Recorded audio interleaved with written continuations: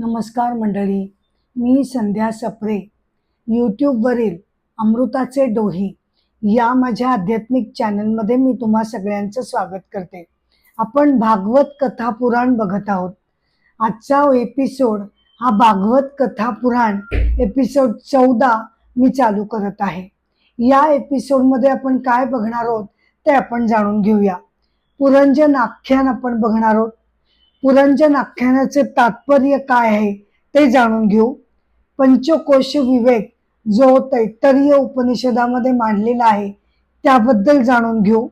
त्याशिवाय अष्टावक्र आणि चैतन्य महाप्रभू यांच्या कथाही आपण जाणून घेऊ आणि बरंच काही. एपिसोड 14 चालू करण्यापूर्वी मी मंगलाचरण म्हणून मी कार्यक्रमाला सुरुवात करते. श्रीमन् महागणाधिपतये नमः.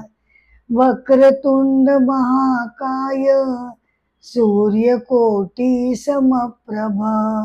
निर्विघ्नं कुरु मे देव सर्वकार्येषु संपन्ना. आपदामुपहर्तारं दातारं सर्वसंपदां. लोकाभिरामं श्रीरामं भूयो भूयो नमाम्यहं. नमो देव्ये महादेव्ये शिवाये सततं नमः. नमः प्रकृते भद्राये नियतः प्रणता स्मतां. समचरण सरोजं सान्द्रनीलाम्बुदाभं. जगन्वित पाणिं मंडनं मंडनानां.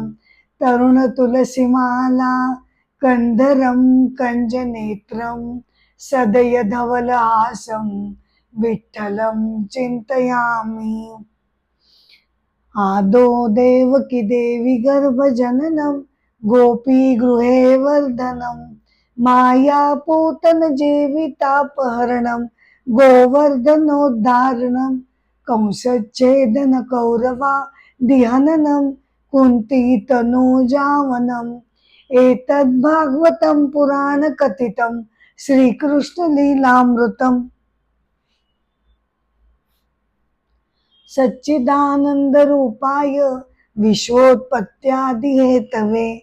तापत्रय विनाशाय गोविंदाय नमो नमः.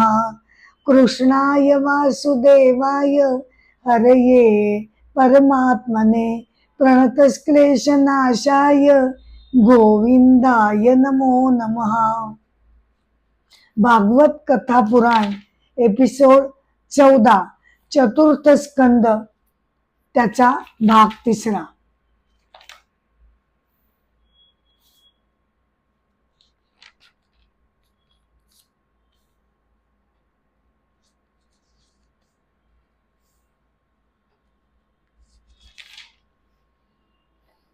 आपण मागच्या एपिसोडमध्ये बघितलं की प्राचीन भरीला 10 पुत्र झाले.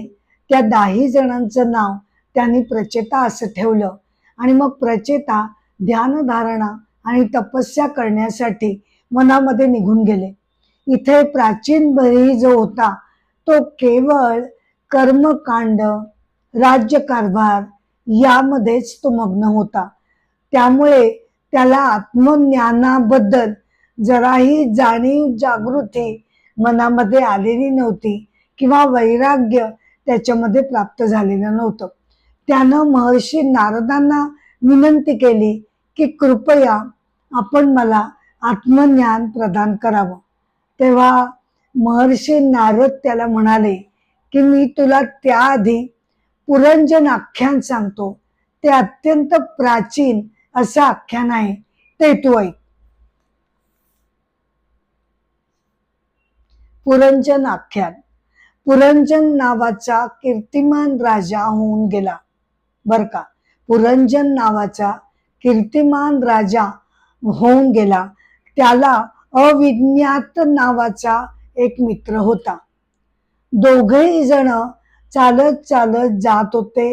राजाला आपली राज्य नगरी वसवण्यासाठी तो नव्या नगरीच्या शोधामध्ये होता. पण मग झालं काय की तो एकटाच नगरीच्या शोधार्थ चालू लागला. कुठे त्याने भरपूर फिरला, पण त्याला मनाजोगती नगरी त्याला काही मिळेना. शेवटी हिमालयाच्या पायथ्याशी त्याला एक अत्यंत सुंदर नगरी दिसली आणि त्यानं ती आपली नगरी वसवायचं ठरवलं. त्याला 9 द्वार असलेलं नगर होतं, बगीचा होता, सभागृह होते आणि एक अत्यंत सुंदर स्त्री त्यानं तिथे बघितली. तिच्या बरोबर 10 सेवक होते आणि प्रत्येक जण 100 नायकांचा पती होता. 5 फण्यांचा साप त्यांचं रक्षण करत होता. त्या राजाला ती सुंदर स्त्री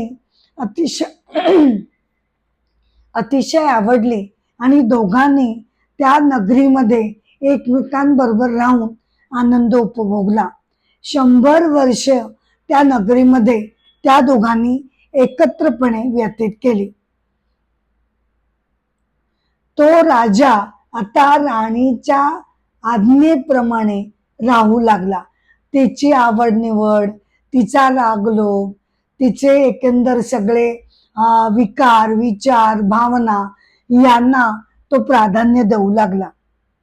पुरंजनला त्या पुरंजिनीपासून म्हणजे त्या स्त्रीपासून 1100 पुत्र झाले आणि 110 कन्या झाल्या. चंडवेग नावाचा एक गंधर्व राज होता बर का. चंडवेग नावाचा एक गंधर्व राज होता. 360 महागंधर्व त्याचे सेवक होते. त्यांच्या बरोबर राहणाऱ्या 360 स्त्रिया या नगरीमध्ये जाऊन त्यांना लुटत असत.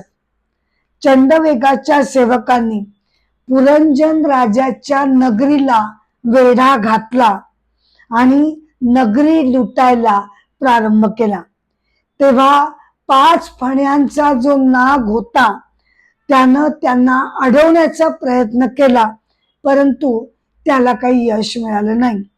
त्यांच्या आक्रमणामध्ये पुरंजनाची पत्नी ही मृत्युमुखी पडली आणि पुरंजनचा सुद्धा मृत्यू झाला. पुरंजन राजा आयुष्यभर स्त्रीमध्ये आसक्त होता. पुरंजन राजा आयुष्यभर स्त्रीमध्ये आसक्त होता. त्यामुळे पुढचा जन्म त्याला स्त्रीचा मिळाला. पुढे मग पुढच्या जन्मामध्ये पांड्य देशाचा राजा मलय ध्वजाशी या पुरंजनाचा म्हणजे जो आताच्या जन्मात स्त्री आहे त्याचा विवाह झाला. तो जो राजा होता मलय ध्वज, तो अत्यंत भगवत भक्त होता. त्यानं मोठ्या निष्ठेनं राज्यकारभार केला. त्याची मुलं मोठी झाल्यानंतर त्यानं आपल्या मुलांना सगळा राज्यकारभार सोपवला आणि तो आपल्या पत्नी बरोबर म्हणजे मागच्या जन्मातल्या पुरंजन बरोबर ते दोघ जण वनामध्ये गेले. राजा ध्यानधारणा तपस्या करता करता भगवत चिंतन करता करता त्याला पुण्यदायी मरण आलं आणि त्याची जी स्त्री होती पुरंजन मागच्या जन्मातली, ती मात्र राजाच्या वियोगामुळे रडू लागली. तिला काय करावं ते कळेना. तेवढ्यात तिथे त्याच्या पूर्वीच्या जन्मातला अविज्ञात असा त्याचा जो सखा तो तिथे आला आणि तो त्याला म्हणाला, मला ओळखलंस? मी तुझ्या बरोबरच बर का, मी तुझ्या बरोबरच कायमच तुझ्या सोबत येत असतो, परंतु तू मात्र आपली मैत्री विसरलास आणि मला पूर्णपणे विसरून गेलास.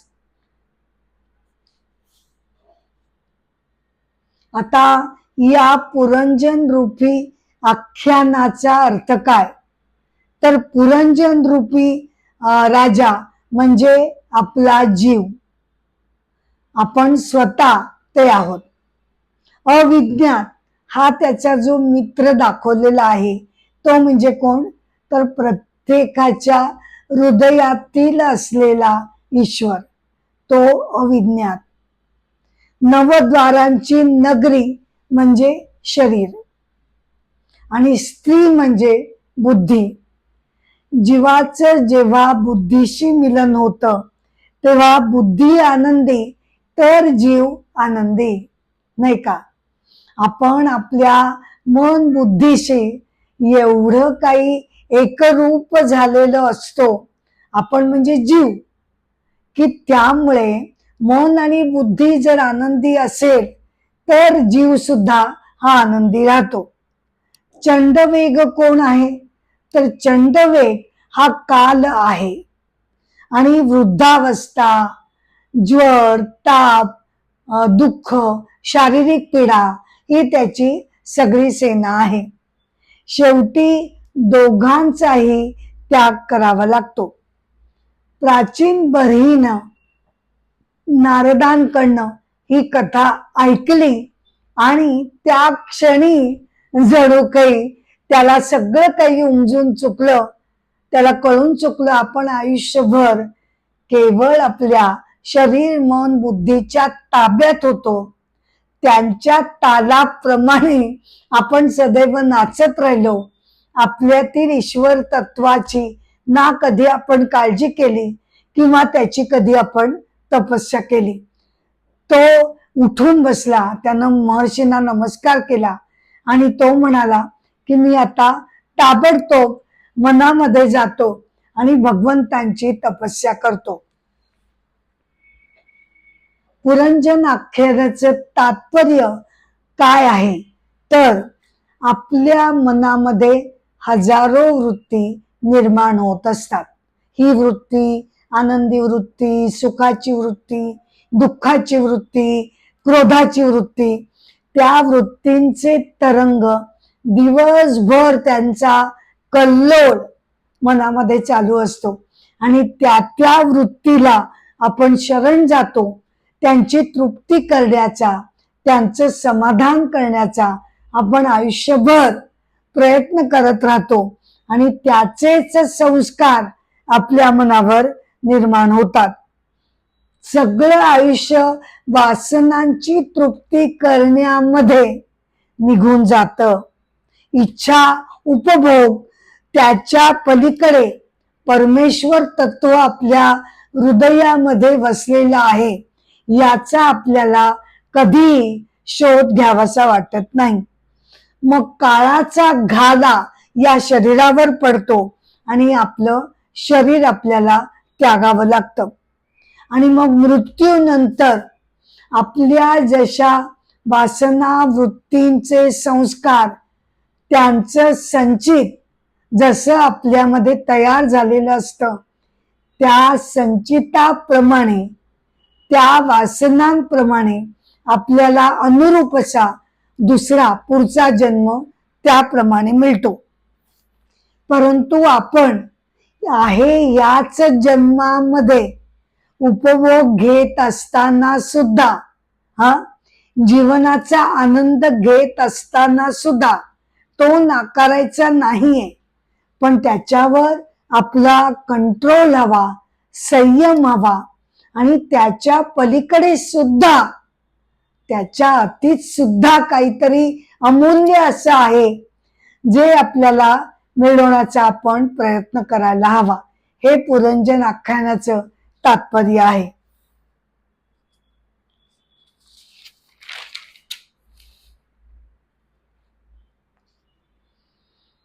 आपल्या शरीरातील जे ईश्वरीय तत्व आहे किंवा जे आत्मतत्व आहे त्याचा पुरंजन आख्यानामध्ये अविज्ञात या नावानं त्याचा निर्देश केलेला आहे.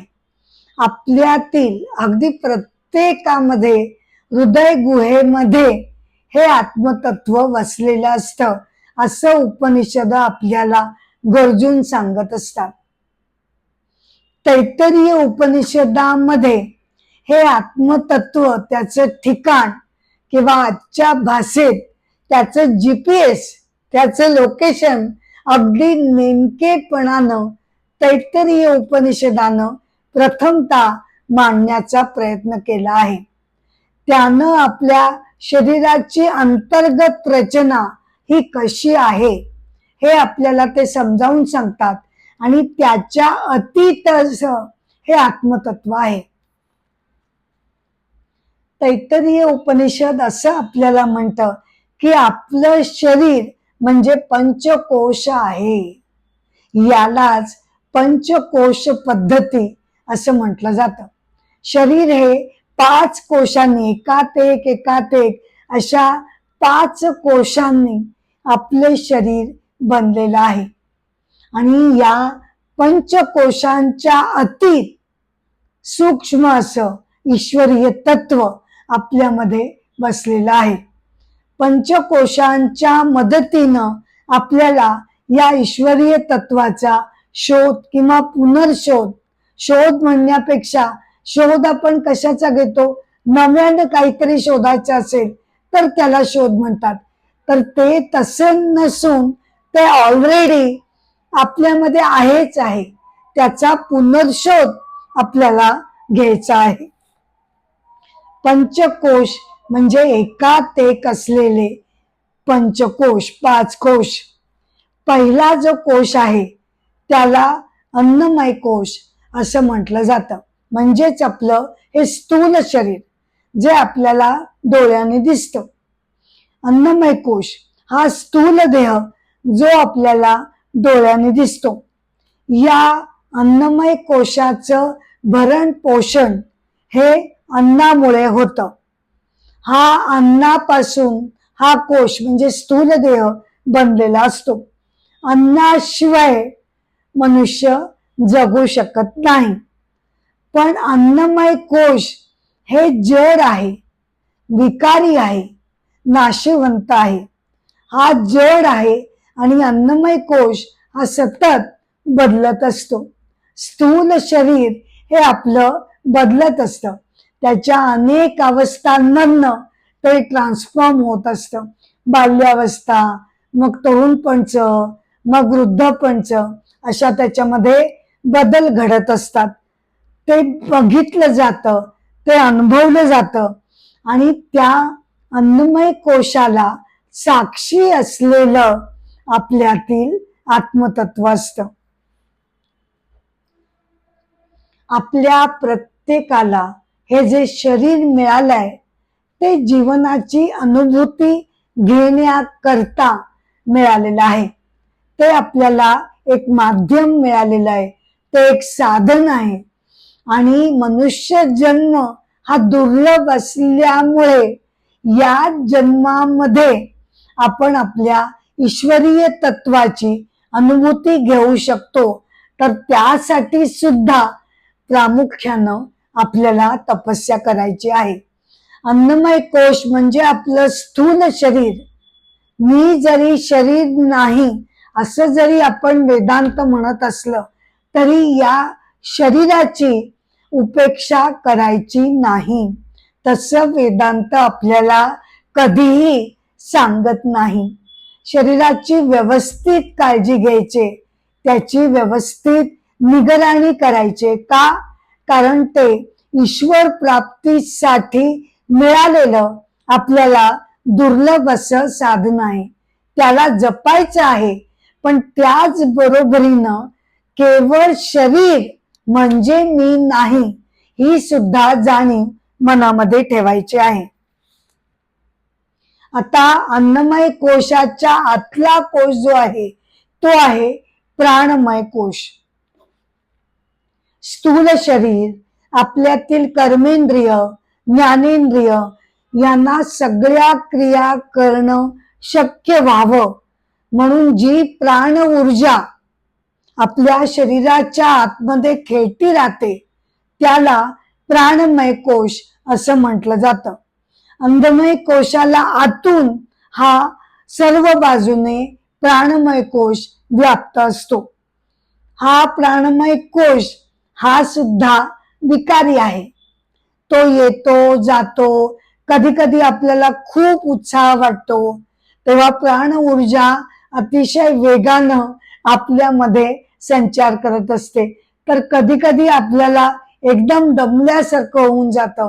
म्हणजेच याच्यामध्ये विकार आहेत, बदल घडतात. हा येतो जातो हा प्रकृतीचा घटक आहे. आता प्राणमय कोशातले पंचप्राण कोणते आहेत ते आपण बघूया. प्राण हा ज्ञानेंद्रियामध्ये असतो, ज्ञान हा सर्वांगामध्ये असतो, अपान हा मनमूत्र विसर्जनासाठी असतो, उदान हा कंठामध्ये असतो आणि समान हा पचनासाठी उपयोगी पडतो. प्राणमय कोशाच्या अंतर्गत त्याला सर्वस्वाने व्यापणारा जो तिसरा कोश आहे तो आहे मनोमय कोश.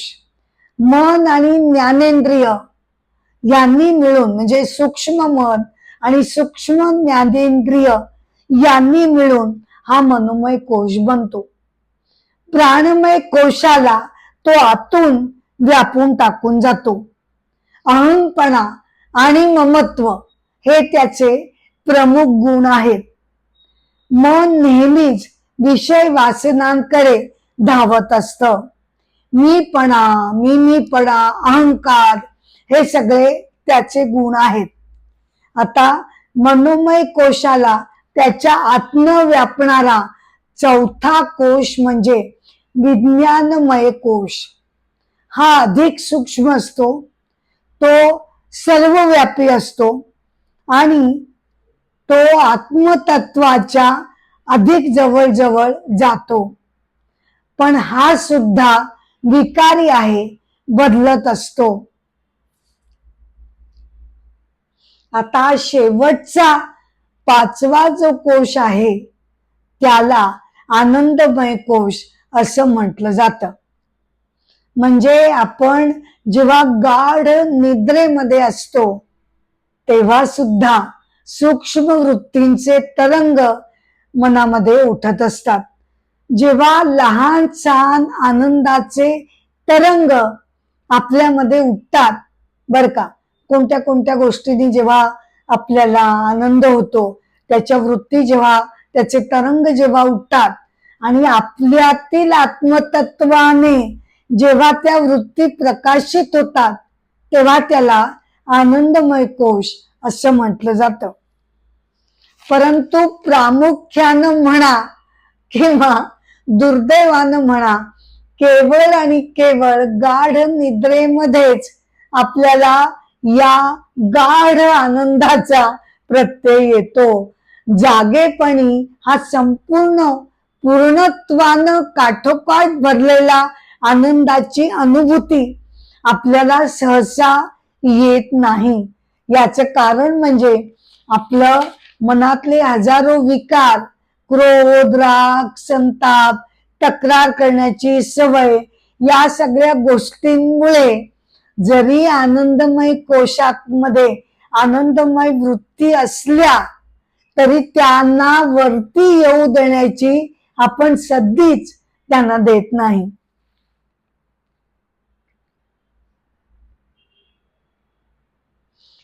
आदि शंकराचार्य असं म्हणतात की पूर्वसंचित आणि पूर्व संस्काराच्या पुण्याईमुळे बर का, पूर्व संस्काराच्या पुण्याईमुळे जागृतावस्थेत सुद्धा साधक हा आनंद प्राप्त करू शकतो. गाढ निद्रेमध्ये खरं म्हटलं तर आपल्याला कुठच्याही प्रकारचा उपभोग मिळत नाही. कारण का, आपलं सूक्ष्म मन निद्रिस्त असतं, मन बुद्धी निद्रिस्त असतं, अहंपणा निद्रिस्त असतो, बाहेरचे बाह्य जगताचे विषय आपल्याकडे तेव्हा अवेलेबल नसतात. परंतु हे काहीही न मिळता सुद्धा गाढ निद्रेमध्ये आपल्याला प्रगाढ आनंद मिळतो. त्याला आत्मानंद असंही म्हटलं जातं. परंतु फरक एवढाच आहे की तो गाढ निद्रेमध्ये मिळतो, अविद्येमध्ये आणि अज्ञानामध्ये तो आपल्याला आनंद मिळतो. तर असं हे पंचकोशांनी बनलेलं आपलं शरीर. मग यामध्ये आत्मतत्व नेमकं कुठे आहे हे तर काही सांगितलं गेलं नाहीये. त्याच्यावर उपनिषद मौन धारण करतात. या पंचकोशांच्या अतीत आत्मतत्व वसलेलं आहे. बऱ्याच वेळेला उपनिषदांमध्ये बऱ्याच वेळेला उपनिषदांमध्ये त्याचं लोकेशन आपल्याला हृदय गुहेमध्ये हे आत्मतत्व वसलेलं आहे असं सांगण्यात येतं. हृदय म्हणजे प्रत्यक्ष शारीरिक हृदय असा त्याचा अर्थ होत नाही. तर अशा दृष्टीनं हृदय गुहा म्हटलेली आहे की ज्या साधकाचं मन ज्या साधकाचं मन भक्तिभाव, करुणा, प्रेम, कळवळा, करुणा अशा अतिशय सुंदर सात्विक भावनांनी त्याचं जेव्हा मन काठोकाठ भरून गेलेलं असतं, कोणत्याही विकारांना तिथे जेव्हा थारा नसतो, असं जे प्रेमानं ओतप्रोत भरलेलं जे मन आहे त्याला हृदय गुहा असं म्हटलं जातं. खरंय ईश्वरीय तत्व केवळ अशा सात्विक, शांत आणि सुखी अशा स्थानामध्येच ते विसावा घेणार यात काही संशय नाही. आपल्या मनामध्ये केवढा तरी कोलाहल चालू असतो, गजबजाट भावनांचा उद्रेक कायम चालू असतो, राग येत असतो, संताप येत असतो. मग अशा वेळेला ईश्वरीय तत्वाला तिथे स्थान देण्यासाठी आपण त्याला सन्मानपूर्वक जागा देत नाही. त्यामुळे उपनिषदांमध्ये हृदय गुहा म्हणजे जे हृदय प्रेमानं करुणेनं भरलं असेल ते अशा अर्थाने ते म्हटलं जातं. म्हणजे त्यामुळे ईश्वरीय तत्वाचा पुनर्शोध घेण्यासाठी साधकानं तपश्चर्या करायला हवी, साधना करायला हवी. का? कारण त्यामुळे आपलं मन हे शुद्ध आणि लखलखीत होऊ लागतं, निर्मळ होऊ लागतं, शांत होऊ लागतं आणि मग त्याद्वारे आपल्याला ईश्वरीय तत्वाची अनुभूती येते.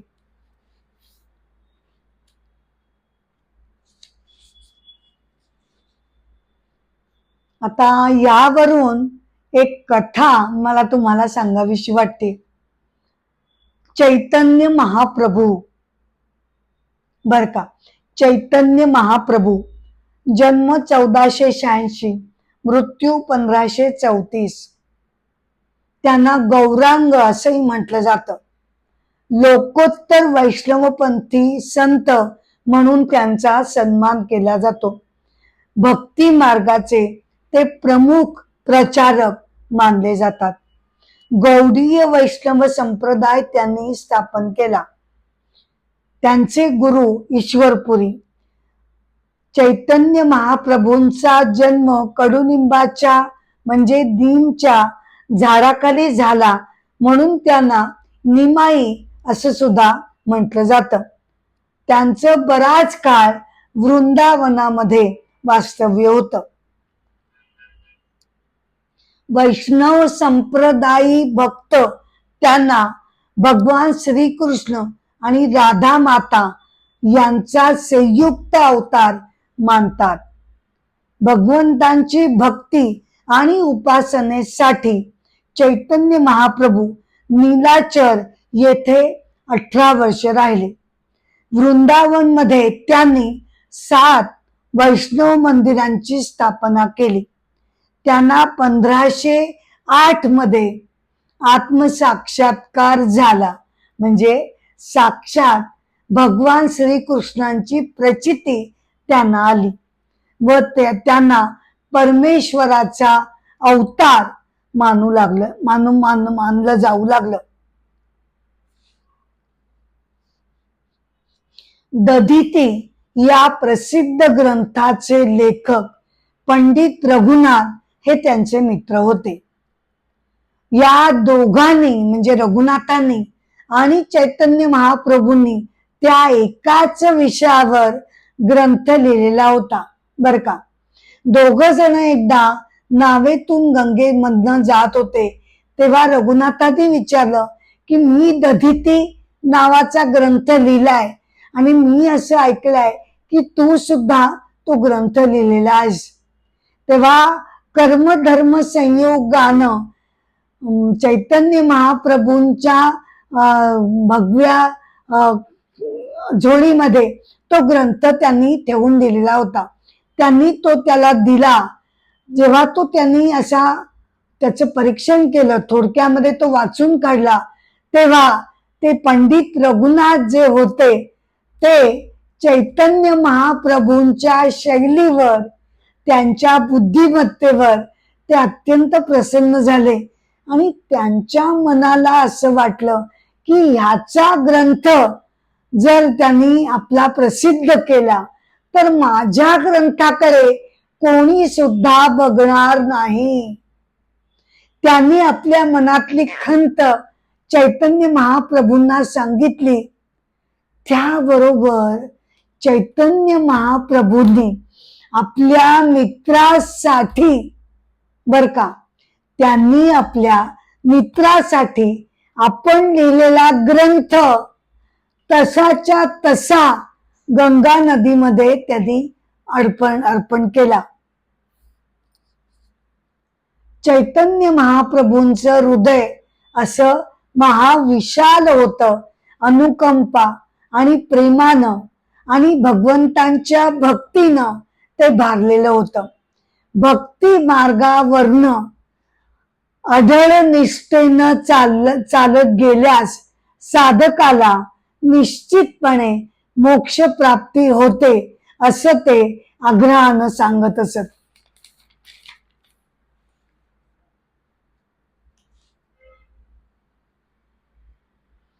आपण ईश्वरीय आत्मतत्वासाठी पंचकोश विवरण पद्धतीचा आपण त्याचं ज्ञान घेतलं, जाणून घेतलं. आता त्याचप्रमाणे भगवद्गीता याच्याबद्दल काय म्हणते ते आपण बघूया. भगवद्गीता अध्याय 4 श्लोक 35 मध्ये भगवान अर्जुनाला असं म्हणतात, जे आत्मज्ञान प्राप्त झाल्यानंतर बर का, जे आत्मज्ञान प्राप्त झाल्यानंतर हे पांडवा तुला पुन्हा या प्रकारे मोह होणार नाही आणि ज्या ज्ञानामुळे सर्व भूते ही तुझ्या स्वतःच्या ठायी आहेत आणि मग ती माझ्या सुद्धा ठायी आहेत हे तुझ्या लक्षात येईल, तुला ते जाणवू लागेल. म्हणजे काय याचा अर्थ की म्हणजे एकदा प्रत्येकामध्ये लपलेलं ईश्वरीय तत्व एकच एक आहे हे एकदा कळल्यानंतर भेद राहत नाही. मी, परका आणि भगवंत असे जे आपण भेदाभेद करत असतो ते 3 भेदाभेद हे सगळे संपुष्टात येतात.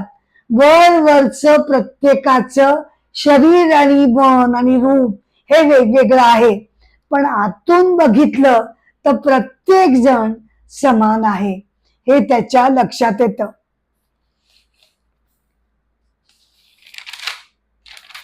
हे समजावून सांगताना शरीराचा आणि ब्रह्मांडाचा आपल्याला विचार करावा लागतो. अख्खं ब्रह्मांड, अख्खी जी सृष्टी आहे त्याचं मूल तत्व काय आहे तर त्याचं मूल तत्व सूक्ष्म प्रकृती आहे. बरोबर. आता त्याचप्रमाणे शरीराचा जर आपण विचार केला तर शरीराचं मूल तत्व हे काय आहे तर आतमध्ये वसणारा जीवात्मा आहे. आता शरीराच्या अंतर्गत असलेला जीवात्मा आणि सृष्टीचा मूलभूत पाया सूक्ष्म प्रकृती जीवात्मा एकीकडे आणि सूक्ष्म प्रकृती एकीकडे, ही दोन्ही तत्व ज्या परमतत्वापासून निघतात ते आहे परब्रह्म तत्व. ते परब्रह्म तत्व त्याच्यापासून एकीकडे जीवात्मा तयार होतो आणि दुसऱ्या बाजूने सूक्ष्म प्रकृती ही निर्माण होते. म्हणजेच दोघांच्याही अंतर्गत ते मूळ परब्रह्म तत्व ज्याच्यापासून प्रकृती आहे आणि ज्याच्यापासून जीवात्मा आहे, म्हणजे अल्टिमेटली दोघांकडे सुद्धा अल्टिमेटली शेवटचा मूळ पाया हा परब्रह्म तत्व आहे. हे आपल्याला जाणून घेता येतं.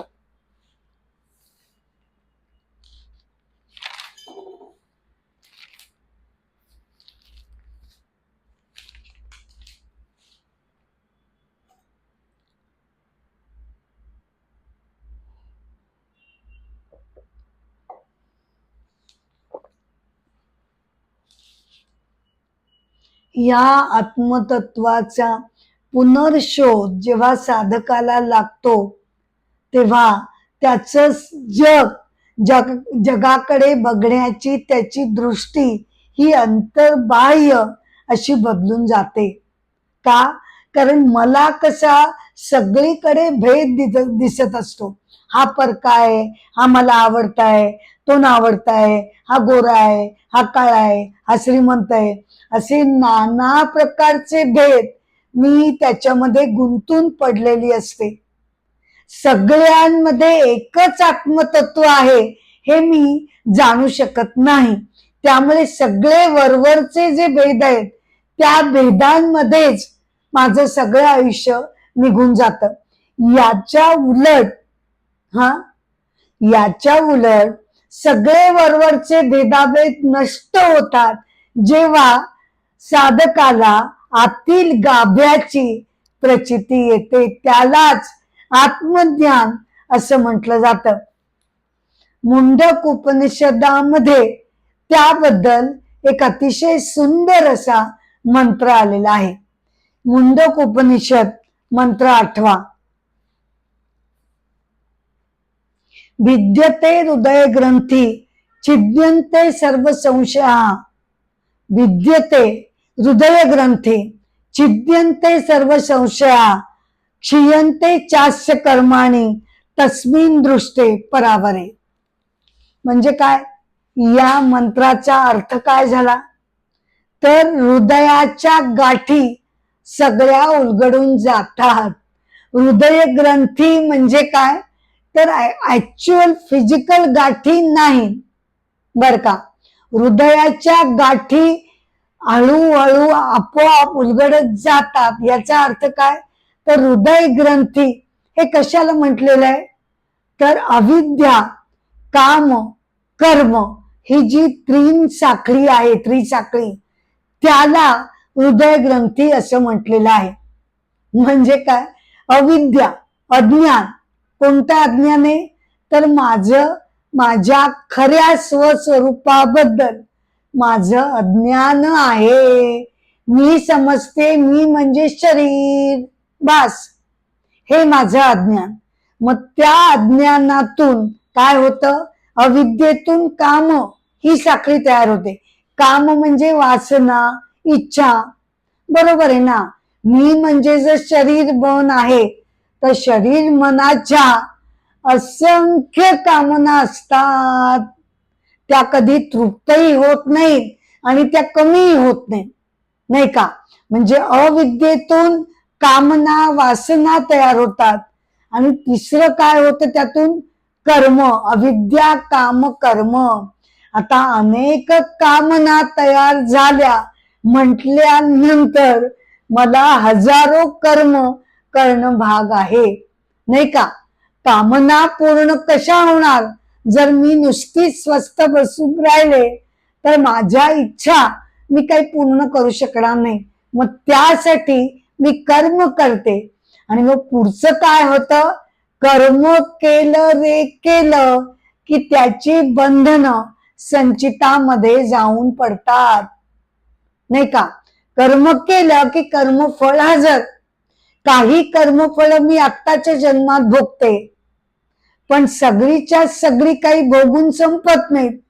मग जी भोगली गेली नाही ती संचिताच्या पेटीत जाऊन जमा होतात आणि मग पुन्हा त्या उरलेल्या कर्मफळांचा भोग घेण्यासाठी मला परत परत जन्म घ्यावा लागतो. आणि जन्म मरणाचं हे चक्र या हृदय ग्रंथीमुळे म्हणजेच अविद्या कामकर्म या साखळीमुळे मला पुन्हा पुन्हा या जन्म मरणाच्या चक्रामध्ये गुंतून पडावं लागतं. म्हणून याचा अर्थ काय होतो की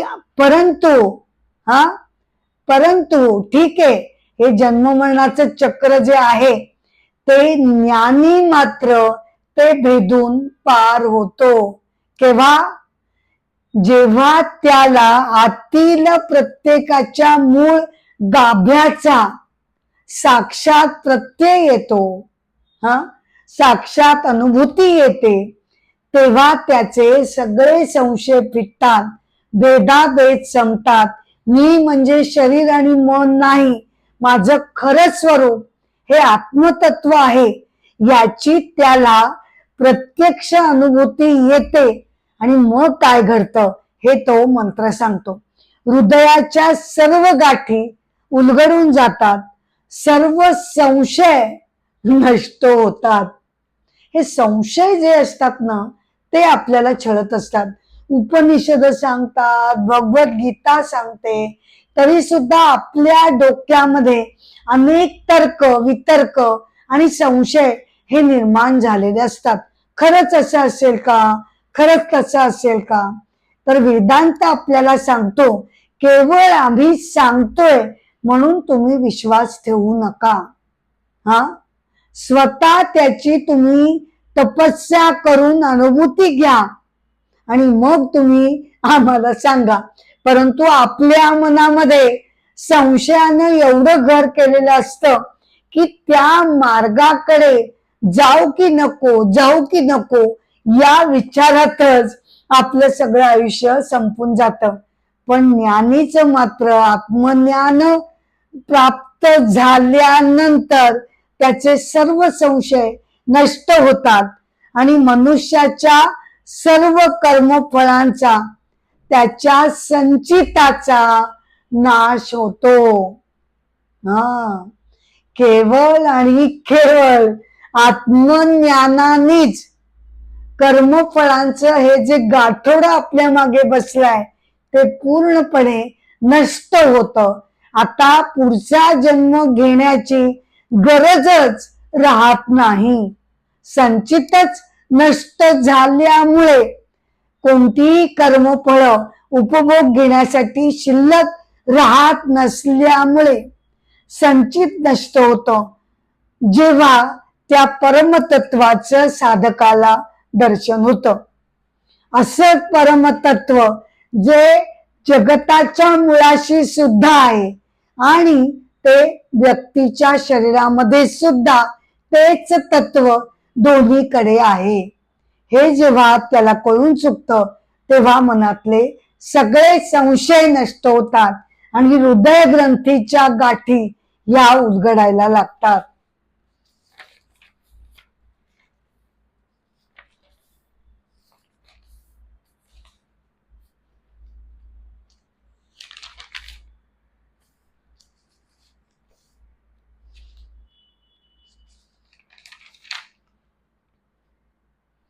तर अशा प्रकारे भागवत कथा पुराण एपिसोड 14 याची मी इथे सांगता करत आहे. याची जरी मी सांगता करत असले तरी पुढचे सगळे एपिसोड घेऊन मी तुमच्या भेटीला सदैव येतच राहणार आहे. तुम्हा सगळ्यांना नम्रपणे मी विनंती करते की कृपया अमृताचे दोही या माझ्या आध्यात्मिक चॅनलला कृपया तुम्ही लाईक करावं, शेअर करावं आणि सबस्क्राईब करावं ही माझी नम्र विनंती आहे. एपिसोड 14चा शेवट मी गजरानं करत आहे. पुंडलिक वरदा हरी विठ्ठल, श्री ज्ञानदेव तुकाराम, पंढरीनाथ महाराज की जय. राजाधिराज रामचंद्र महाराज की जय. भगवान गोपाल कृष्ण महाराज की जय. मंगल मूर्ती मोरया. जय जय राम, राम कृष्ण हरी हरी. जय जय राम, राम कृष्ण हरी. राजा राम कृष्ण हरी, राजा राम कृष्ण हरी हरी. जय जय राम, राम कृष्ण हरी हरी. नमस्कार.